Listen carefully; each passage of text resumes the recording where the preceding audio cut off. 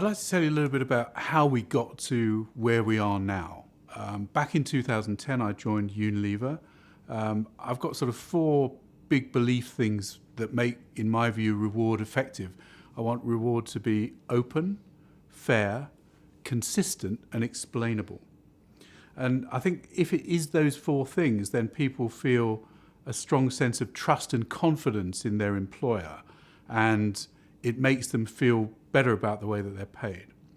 Now, in all organizations, there's a lack of transparency in what people get paid. When I joined Unilever, I inherited a project to create a total reward statement. And I thought, wow, this is kind of, not that exciting, because I know that making a total reward statement in most organizations at that time involved a massive amount of effort to create a paper file that we could then distribute to people. And within a few days, it was out of date, and it was a disproportionate effort to the value that people could derive from it. So we set out to do it differently.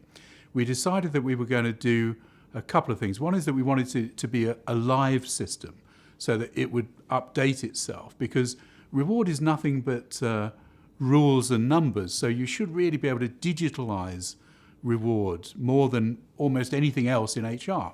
So we set out to digitalize reward back in 2010, and we wanted to show people what they were earning. The other thing I thought to myself, well, if I can get a total reward statement for everybody, I can aggregate the totals up, and I can see more clearly what the company's paying in rewards, and I can see how we are distributing that spend amongst the component pieces in the package.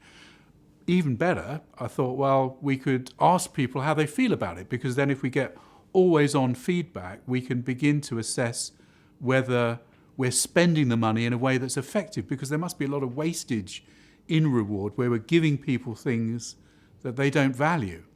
And that can't be sensible. It can't be a good use of our money. So, I figured, okay, show people what they're earning, get their feedback live, aggregate it up into a total so I can see what's being spent. That must make sense. Because at that time, if you look at the back of the annual report and accounts, and I'm sure your company is very similar, there's something which shows you total employment costs. You divide that by the total number of your employees. You get an idea of average rates of pay.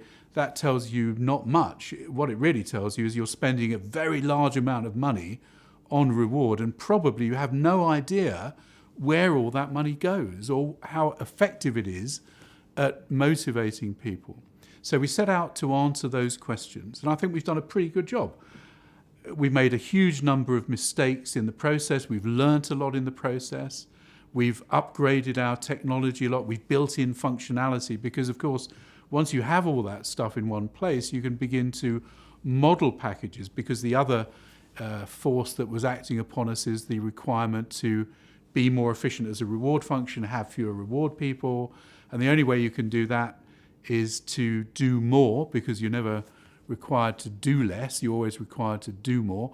Well, we had to do more with less, and the only way you can do more with less is by doing things differently.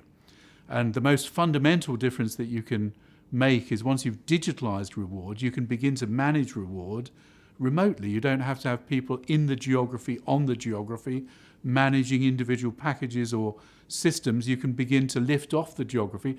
That's much better for governance.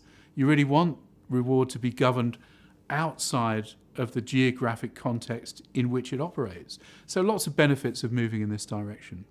And I think we've done a pretty good job, but now we've come to a really exciting new watershed, because what we always thought is we could make this a much better effort if we could share the costs.